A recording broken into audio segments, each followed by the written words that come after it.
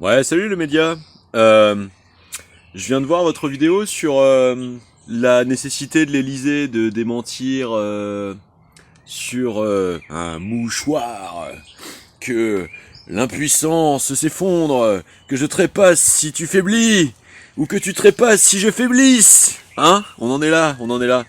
Alors c'est très simple, c'est très très simple, parce que attirer à soi par préméditation, dans la capture hypnotique pour orienter le réflexe analytique, c'est du neuromarketing. Hein.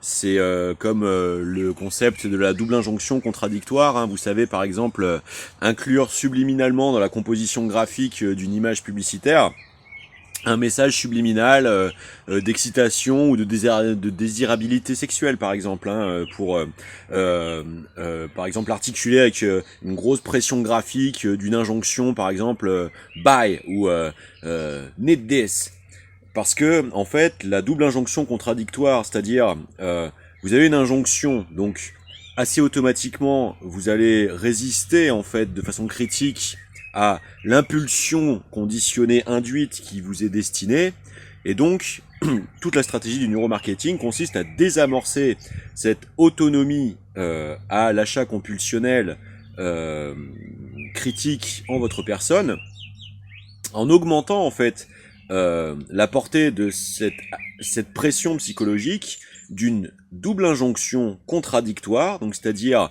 incompréhensible sans un effort analytique basé sur une capacité perceptuelle soutenue, avec une désirabilité sexuelle, c'est-à-dire que votre cerveau va être pris en tenaille entre l'injonction pressurisante, donc l'autoritarisme, et la suscitation de l'excitation du désir sexuel, et donc vous vous retrouvez en fait dans une impossibilité archétypale, masochisto-sadistique, passivo-agressif, donc un paradoxe qui contribue en fait à essayer de désamorcer vos capacités critiques de contrôle comportemental de vous-même, et donc de maximiser le fait de vous faire céder à cette induction de la compulsionnalité de l'achat, qui est toute la stratégie du capitalisme de créer des crises afin de vous faire avaler par votre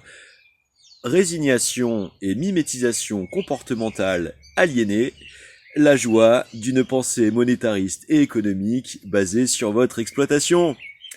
Alors c'est très simple dans cette affaire. Que suffirait-il de faire comme dans le cas de l'affaire Jean-Michel Brigitte? C'est très simple. Laissez faire la médecine citoyenne souveraine. Hein? C'est très simple. S'il veut démentir absolument la situation plutôt que de tenter de la manipuler, eh bien qu'il se soumette à un comité public de citoyens dont la procédure puisse être intégralement documentée par des journalistes indépendants, et autant de couches d'intercontrôle qu'il le faudra pour essayer d'assurer en fait une non-manipulabilité, une non-manipulation préméditée à l'occasion de l'ouverture, de procéder tout simplement à un contrôle, hein. Vous savez, ces contrôles dont la majorité des Français, quand ils vont au boulot, aujourd'hui, sont de plus en plus sommés de se plier, hein. Tests, dépistage stupéfiants, contrôles médicaux en cas d'affaires, etc. C'est normal, c'est la justice. C'est la justice.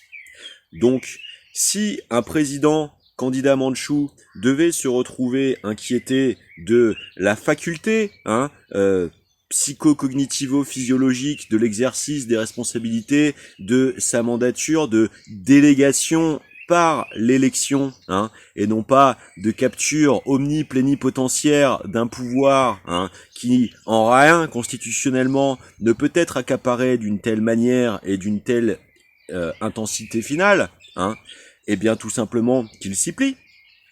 Que Jean-Michel Brigitte passe une radio du bassin, hein, qui attestera donc bel et bien de la réalité, hein, physiologique de sa condition avant toute transformation ou non, hein, et que Monsieur Macron accepte de se faire prélever les fluides nécessaires à une vérification de sa toxicomanie ou non. Et point besoin de polémique quand le travail est bien fait.